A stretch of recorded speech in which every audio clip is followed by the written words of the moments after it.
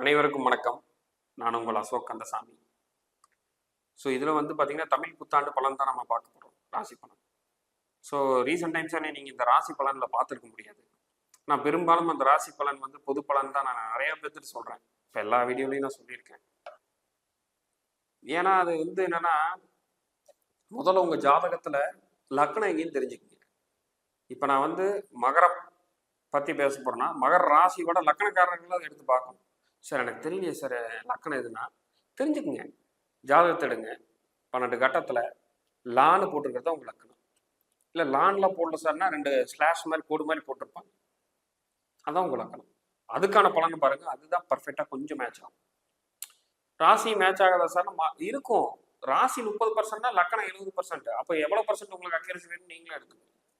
Sir அப்பவுமே 70 தானே, 100%. அது உங்கள் ஜாதகத்தை தான் பார்க்கணும். உங்களுடைய ஜாதகத்தில் என்ன திசா புத்தி, எந்த இடத்துல இருக்கு, பிளானட்டோட பொசிஷன்ஸ் எல்லாமே என்ன ஆதிபத்தியம் பெற்றிருக்கு, என்ன பார்வைகள் பெற்றிருக்கு, சுபகோட்களோட தொடர்பா, அசுபகோட்களோட தொடர்பா, லக்கணம் ஸ்ட்ராங்கா, ஜீவகாரம் ஸ்ட்ராங்கா, தொழில்காரம் ஸ்ட்ராங்கா, எல்லாமே பார்க்கணும். அப்போதான் 100% உங்களுக்கான பலன் கிடைக்கும். இது வந்து பொது பலன். அதனால வந்து இது வந்து சொல்லணுங்கிறது தான். இது உங்களுக்கு அக்யூரஸியா உங்களோட ஜாதகத்தில் எக்ஸாக்டா வேணும்னா, ஏன்னா எத்தனையோ வந்து மகர ராசிக்காரங்க வந்து டாப்ல போயிருப்பாங்க, எத்தனையோ பேர் கீழே வந்திருப்பாங்க, எத்தனையோ பேர் நியூட்ரல் இருப்பாங்க. மகர ராசிக்காரர்கள் எல்லாத்துக்குமே வெளிநாட்டு வேலை கிடைக்குமா? கிடைக்காது. அப்ப அது வந்து உங்க ஜாதகத்துல தான் பேசும். பட் இப்போ வெளிநாட்டுக்கு போய் படிக்கிறதுக்கான வாய்ப்புகள் இப்ப இருக்கு, வெளிநாட்டுக்குள்ள போய் வேலை செய்யற வாய்ப்பு இப்ப இருக்கு, அப்படிங்கிறதுல எந்த மாற்று கருத்து இல்லை. ஸோ அதுதான் இந்த தமிழ் புத்தாண்டு பலன் நம்ம பார்க்க போறோம். உங்களுக்கு இதை நீங்க புரிஞ்சுக்கணும். எப்பவுமே இது வந்து ஒரு புது பலன்கிறத புரிஞ்சுக்கணும். நம்மளுடைய ஜாதகத்தை எடுத்து வச்சு தான் பார்க்கணும். ஏன்னா என்கிட்ட வரவங்களாம் நிறைய சொல்லுவாங்க, சார் நான் ராசி பலனை பார்த்தேன் சார், குரு பார்க்குது கோடி நன்மை, கண்டிப்பா நீ கோடீஸ்வரன் ஆயிடுவாங்க. எங்க சார் வந்துட்டு இருந்த வருமானத்தை விட போகுது, அப்ப ஜோதிடம் பொய்யா? பொய்யல்லை. அதுக்கு தான் நான் முன்னாடி கொடுத்த எக்ஸ்பிளேஷன். இது பொது பலன். உங்க ஜாதகத்துல வந்து நீங்க கோடீஸ்வரன் ஆவீங்களா இல்லைன்னு உங்க ஜாதகத்தை கொடுத்து பார்த்து. இப்போ வந்து கண்டென்ட்டுக்குள்ள போவோம். என்னன்னா, மகர ராசிக்கு மகர லக்கணத்துக்கு வரக்கூடிய தமிழ் புத்தாண்டு பலன்கள் எப்படி இருக்கும். ஸோ ஃபர்ஸ்ட் ஆஃப் ஆல் உங்க லக்னாதிபதி ராசி அதிபதி வந்து 2ஆம் பாவத்தில் இருக்காரு, புரியுதுங்களா? உங்க 3ல வந்து பார்த்தீங்கன்னா ராகு புதன் இருக்காங்க. 4ஆம் பாவத்தில் உங்களுக்கு குரு. கடந்த வருடம் உங்களுக்கு ஒரு ஓவராலா ஒரு நல்ல வருடம்னே சொல்லலாம். ஒரு 60-70% பேர்த்துக்கு கேது பிடியில் எந்த கிரகம் சிக்காதவங்களுக்கு கண்டிப்பாக 100% நல்ல வருடமாக இருந்திருக்கும். வெளிநாட்டு பயணங்கள் கண்டிப்பாக மேற்கொண்டிருப்பீங்க. கண்டிப்பாக வந்து பார்த்தீங்கன்னா ஒரு தொழில் மாற்றங்கள் நடந்திருக்கும். அந்த மாற்றங்கள் மூலியமா நல்ல லாபம் எடுத்திருப்பீங்க. லேண்டு வாங்கறதுக்கான எண்ணங்கள் வந்திருக்கும், வாங்கியும் போட்டிருப்பீங்க. இதுல யாருக்கெல்லாம் சனிக்கேது இருக்கோ அது தவறான லேண்டுகளையும் வாங்கி போட்டிருப்பீங்க. செவ்வாய்க்கேது இருக்கிறவங்களுக்கு கண்டிப்பா அதுவும் தவறான லேண்டா தான் இருந்திருக்கும். இல்லை அந்த லேண்டு வந்து விற்க முடியாம பிரச்சனைகள் இருந்து கொஞ்சம் விடுவிட்டு இருப்பீங்க. இதெல்லாமே கடந்த வருடங்கள் நடந்திருக்கும். மெயினாக வந்து டிராவலிங் வந்து உங்களுக்கு அதிகமாக இருக்கும் கடந்த வருடம். ஸோ இந்த வருடம் எப்படி சார் இருக்க போகுது அப்படின்னா, கண்டிப்பாக இந்த வருடம் அதே மாதிரி தான். என்ன 4லேருந்து 5க்கு போகுது. குழந்தை இல்லாதவங்களுக்கு முதல்ல குழந்தை கிடைக்க போகுது. வெளிநாட்டு பயணம் கண்டிப்பாக உங்களுக்கு இருக்க போகுது. வேலை அது போக கிடைக்க போகுது. ஸோ ஒரு நல்ல பலன்கள் இந்த வருடம் 2024 ஒரு நல்ல ஏதாவது ஒரு நல்ல சீட்டை எடுத்து கொடுப்பா அப்படின்னா, மகர ராசிகளுக்கு கண்டிப்பா, மகர ராசி மகர லக்னக்காரங்களுக்கு கண்டிப்பா upcoming year was very good. ஓகேங்களா? வரும் வருடம் கண்டிப்பாக ஒரு நல்ல வருடமாக தான் அமைய போது எல்லா வகையிலையும் பார்த்தால். ஒரே விஷயம் என்னன்னா, தந்தைக்கு கொஞ்சம் உடல்நிலை குறைபாடு ஏற்படும். ஆல்ரெடி ஏற்பட்டிருந்தால் இன்னும் கொஞ்சம் அதிகமாகும். ஏற்படவில்லை என்றால் இன்னும் கொஞ்சம் உடல்நிலை கொஞ்சம் ஏற்பாடு இருக்கும். ஸோ அப்போ அவருக்கு இன்னும் இன்சூரன்ஸ் போட்டு வைக்கணுமா, ஹாஸ்பிட்டல் எக்ஸ்பென்ஸ் எல்லாம் வந்து பார்த்துக்க முடியும்னா ஓகே, பார்த்துக்க முடியாதுன்னா இன்சூரன்ஸ் போட்டு இது பண்ணி வச்சுக்கோங்க. தாய்க்கு வந்து ஒன்றும் ப்ராப்ளம் இருக்காது. நான் திரும்பவும் சொல்கிறேன், பொது பலன்.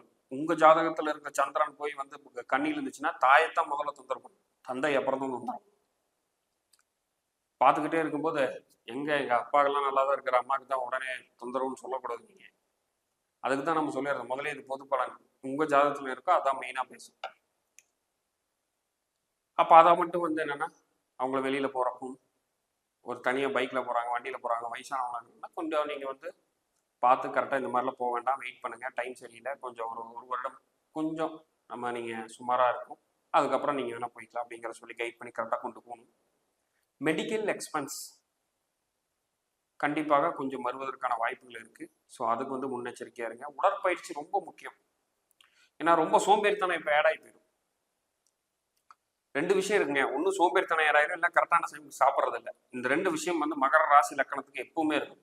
ஒன்றா கரெக்டாக சாப்பிடல, காலையில் நல்லா சாப்பிட்டா மதியம் சாப்பிடல சார், கேட்டால் சார் டைமில் சார், அதில் சார், கிளைண்ட் மீட்டிங் சார், அப்படி நீங்கள் என்ன வேணால் நீங்கள் காரணம் சொல்லலாம். ஏன்னா வயிறு அதுக்கு ஏற்ற மாதிரிலாம் இருக்காது இல்லைங்களா? அதுவும் காரணம் சொல்லிடும். அதனால் எனக்கு வந்து வயிற்றுல அல்சர் வந்துச்சுப்பா, அதாயிருச்சுப்பா, குடல் இதாயிருச்சுப்பான்னு அதுவும் காரணம் சொல்லும். அதனால் 2 விஷயம்தான். உடற்பயிற்சி ரொம்ப முக்கியம். 2 பேர் இருப்பாங்க, நல்லா சாப்பிட்டு எந்த எக்ஸசைஸும் பண்ணாமல் இருப்பாங்க. இன்னொருத்தவங்க வந்து பார்த்தீங்கன்னா சாப்பிடாம இருக்கிறது. 2மே வயிற்றுக்கு கெடுதல் தான். அதுக்கு தான் நான் சொல்ல வரேன். இப்போ அதையும் நல்லா மேற்கொள்ளுங்க. குழந்தை இல்லாமல் இருக்கிறவங்களுக்கு கண்டிப்பாக குழந்தை பாக்கியம் இந்த வருடம் கண்டிப்பாக கிடைக்க போதும். அதை எக்ஸாக்ட்லி வந்து ஏப்ரல் மாதத்துக்கு அப்புறம், மே 1க்கு அப்புறம் வந்து கண்டிப்பாக அதுக்கான நல்ல நியூஸ் வந்து கண்டிப்பாக கிடைக்கும். யாரெல்லாம் ரொம்ப காலமாக வெளிநாட்டு மாப்பிளையும் வெளிநாட்டு பெண்களையும் எதிர்பார்த்திருந்தாங்களோ திருமணத்திற்கு, அதுக்கான வாய்ப்புகள் கண்டிப்பாக மகர ராசி மகர லக்கணத்துக்கு உண்டு. ஸோ அதனால் ஓவராலாக இந்த வரக்கூடிய வருடம் போன வருடத்தை விட ரொம்ப மிகச் சிறப்பாக இருக்கும் என்று அனைவரும் வந்து வாழ்த்துக்கிறேன். ஸோ யாரும் வந்து பயப்பட வேண்டாம். ஸோ இந்த ராசி பலனை நம்ம பார்த்துக்கிட்டப்ப வந்து தாய்க்கு தந்தைக்கு நம்ம சொல்லிட்டோம்னால ஐயோ இந்த பாதிப்பு இருக்குமா அப்படின்லாம் நீங்கள் நினைக்க வேண்டாம். ஒரே விஷயம் திரும்ப சொல்கிறேன், கன்னியிலையும் ரிஷபத்திலையும் யாருக்கு சனி சுக்கிரன் குரு இருக்கோ தொழில் கண்டிப்பாக உங்களுக்கு முடங்கி தான் போகும், லாஸ் தான் ஆகும். ஒரு தொழிலை மூடி அடுத்த தொழிலுக்கு போகிற மாதிரி தான் வரும். இல்லை சார் எனக்கு அங்கெல்லாம் இல்லை, நல்லா இருக்குன்னா ஒன்றும் பிரச்சனை கிடையாது, சூப்பராக இருக்கும் வர வருஷம். அதனால் கேரண்டியாக சொல்லலாம்.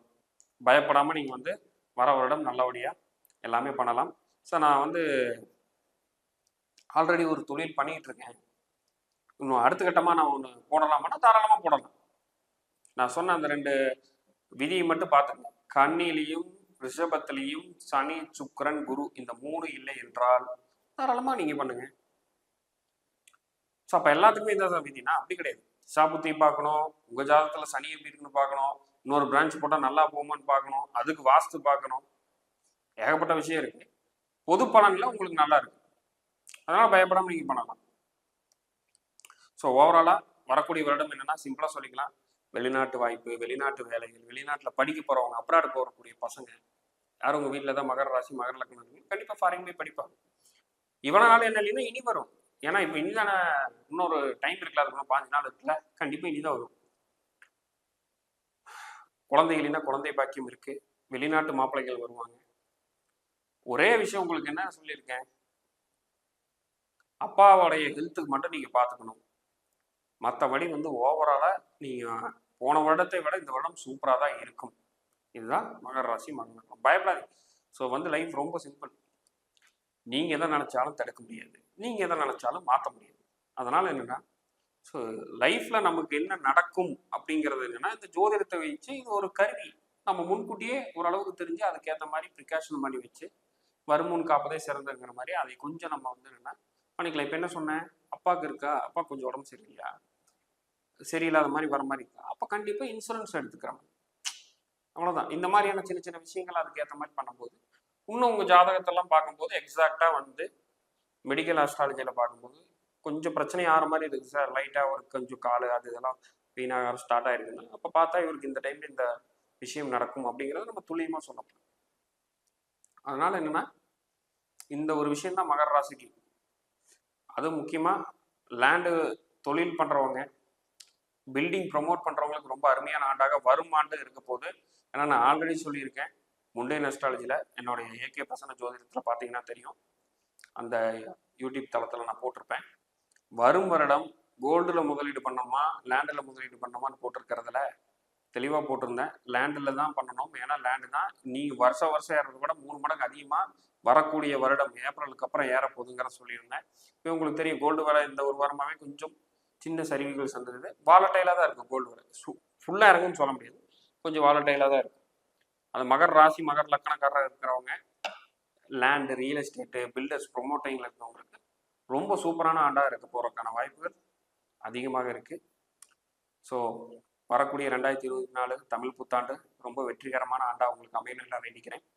மீண்டும் இன்னொரு அற்புதமான பதிவில் சந்திப்போம். நன்றி, வணக்கம்.